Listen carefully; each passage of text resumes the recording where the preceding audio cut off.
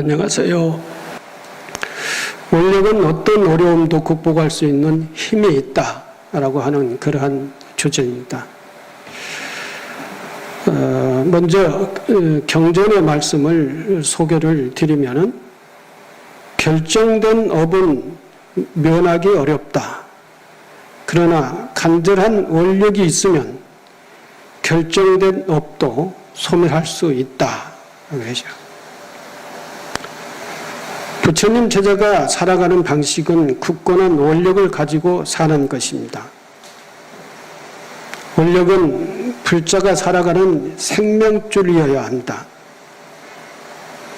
모든 불법하님도 이 원력으로 진리를 구하고 중생을 건지십니다. 인간에게 잠재된 능력은 불가사의한 힘을 가지고 있습니다. 그 불가사의한 무한한 능력은 원력을 통해서 우리 삶 속에 실현됩니다. 우리는 불보살님의 원력을 마음속 깊이 새겨야 합니다. 원력은 어떤 악업도 극복할 수 있는 미묘한 불가사의한 힘으로 작용합니다. 결정된 업은 면하기 어렵다. 그러나 간절한 원력이 있으면 결정된 업이라도 소멸할 수가 있다라고 하는 것입니다. 오늘의 주제가 원력입니다. 원력. 우리 중생은 업보 중생이라고 그러죠. 그래서 우리 중생이 살아나가는 힘은 업력에 의해서 살아간다 그럽니다. 그래서 업은 저희들이 살아오면서 지었던 이제 과거 전생에서부터 지금 현생 지금까지 이르기까지 삶의 과정에서 지은 업입니다. 이 업이 하나의 큰 힘으로서 작용을 하면서 그 힘에 의해서 살아가는 것이 중생이다는 것이죠. 그러니까 악업을 지었으면은 악한 업의 힘에 의해서 살아가고 선업을 지었으면은 선한 업의 힘에 의해서 선하게 이제 살아가는 것이 중생의 삶이다. 이것을 중생은 업력을 업력에 의해서 살아간다라고 그럽니다. 근데 이게 이제 선이냐 악이냐, 이제 이 업이 선이냐 악이냐라고 하는 것으로 구분이 되는 것이죠. 선이면은 계속 그것으로서의 가도 되는데 악이면은 이것을 바꿔야 되는 것이죠. 이 바꿔야 되는데 이미 들어져 있는 습성을 바꾸기가 쉽지 않다 그랬죠. 결정된 업은 면하게 이제 없애기가 아주 어렵다.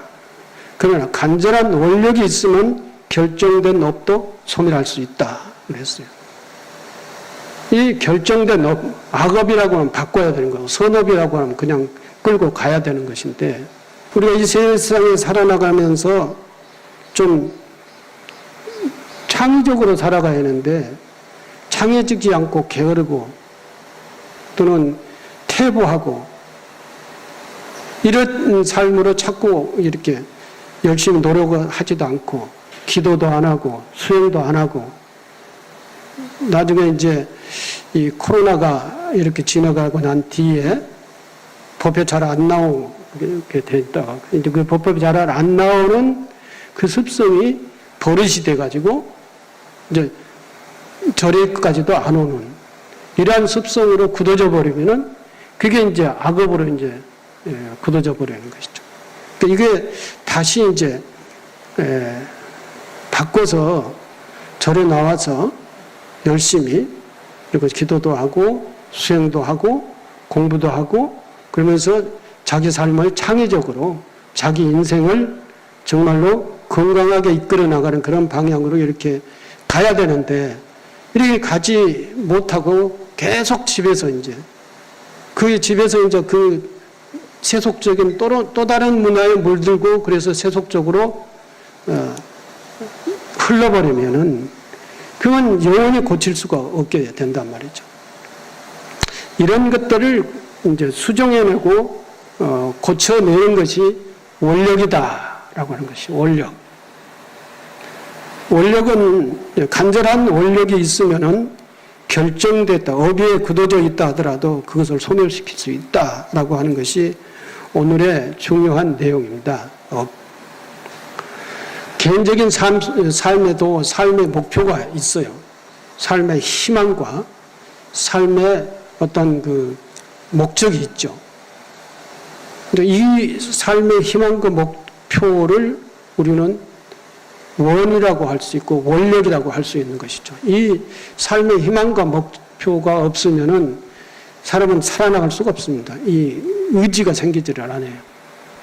반드시 행복하게 살겠다는 그런 목표든지 아니면 잘 살아보겠다고 하는 그런 목적이든지 이런 뭔가의 목적을 가지고 열심히 사는 거예요. 우리가 이제 어디를 목표를 정하고 거기를 가려면은 다 그 목표가 정해져야 그 길을 찾고 거기를 향해서 가고 거기를 도착을 하는 것이지 않습니까? 우리 인생의 삶도 마찬가지로 목표가 있어야 되는 것이죠. 원력이 있어야 되는 것이죠. 원력이 없으면은 우리 삶의 방향이 우리 삶의 길을 찾을 수가 없는 거예요. 그래서 원력을 가지고 살아가야 된다. 그래서 목표가 생기고 길이 생기고 하면은 그 길을, 그 목표를 향해서 그 길을 계속 가는 것이죠. 그 길을 계속 가다가 어려운 것이 생기면은 원력이 강하면은 그 어려운 것도 극복하고 이제 가는데 원력이 약하고 목표가 뚜렷하지 않으면은 어려운 길이, 산이, 강이 나타나면 그냥 되돌아 가버리면은 자기 목적지에 갈 수가 없게 되는 거 아니겠어요?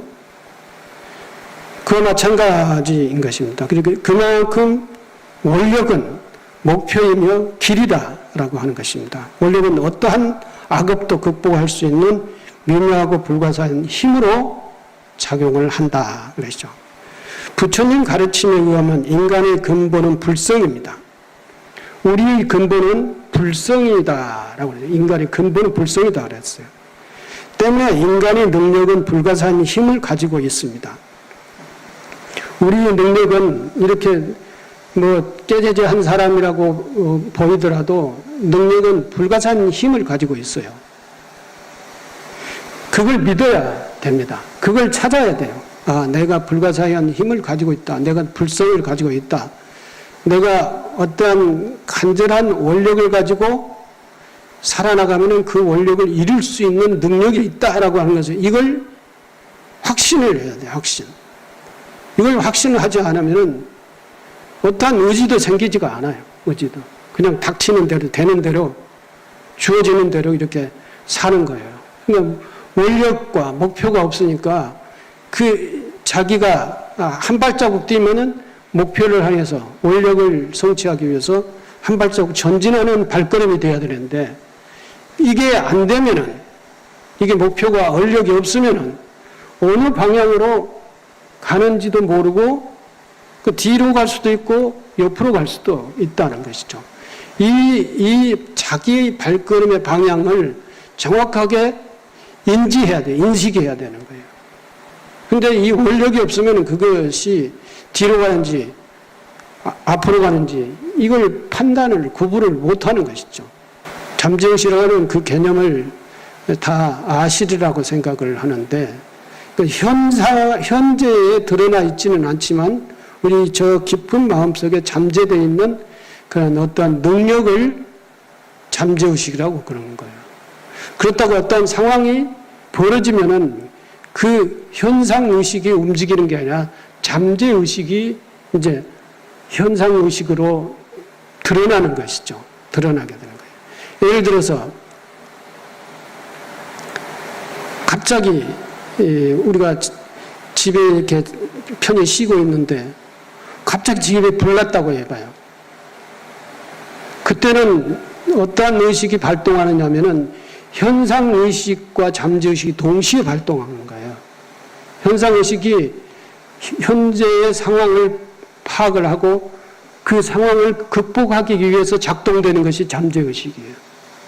그때 작동된 힘은 평상시에 내가 가지고 있던 그러한 힘이 아니라 엄청난 힘을 발휘하는 거예요. 뭐 뛰어도 굉장히 빨리 뛰고 어떤 상황을 대처를 해도 정말로 생각할 수, 평상시에 생각하지 않았던 그러한 힘으로, 능력으로 그 상황을 대처하고 이렇게 하는 거예요. 이 잠재의식은 무엇을 통해서 이게 현상으로 드러나냐면은 원력을 통해서 현상으로 드러나는 거예요. 원력을. 이 힘의 역량, 잠재의식의 역량을 가지고 우리가 어려운 일을 극복해 나가려면은 얼마든지 내 원력이 간절하냐에 따라서, 얼마나 내 원력이 간절하냐에 따라서 그 잠재의식이 작동하게 되는 것이죠. 내 원력이 간절하지 않으면은 간절하지 않는 만큼 내 그 잠재된 힘이 작동하는 거고, 정말로 너무나 긴박하게 간절하면은 그만큼 큰 힘이 작동이 되는 거예요. 여러분들도 그러지 않습니까? 경험해보지 않았어요? 여러분들 다 스님들만 빼놓고 다 연애해 보셨죠? 연애할 때는 뭐만 보여요? 연애 안 해본 사람들 그런데 그 사람만 생각을 하죠. 예. 자나 깨나. 그래서 거기에 대한 모든 세상 것이 다 거기와 연결돼서 생각이 되지 않습니까? 이게 공부도 마찬가지고, 기도도 마찬가지고, 사업도 마찬가지예요. 하나의 원력이 딱 쓰면은 그거에 대해서 모든 것들이 보는 것마다 다 연결이 되고 듣는 것마다 다 거기에 연결이 되는 겁니다. 이래서 원력이 이제 현실화되는 거예요. 원력이 없으면 절대 아무리 능력이 많이 있고 아무리 공부를 많이 했다 하더라도 현실적으로 이루어지지 않아요. 기도와 수행을 통해서, 원력이라고 하는 것을 통해서 기도와 수행으로서의, 수행 실천으로서의 현실적으로 이루어지게 되는 것이다. 그런데 우리가 일상생활 속에서 어떠한 것을 이루기 위해서는 그 원력을 갖지 않으면 이루어질 수가 없다는 것이죠. 불자는 불교를 믿고 불자가의 삶을 살기 위해서는 원력이 없으면 불자라고 할 수가 없어요. 원력을 가지고 기도와 수행을 해야 되는 거예요.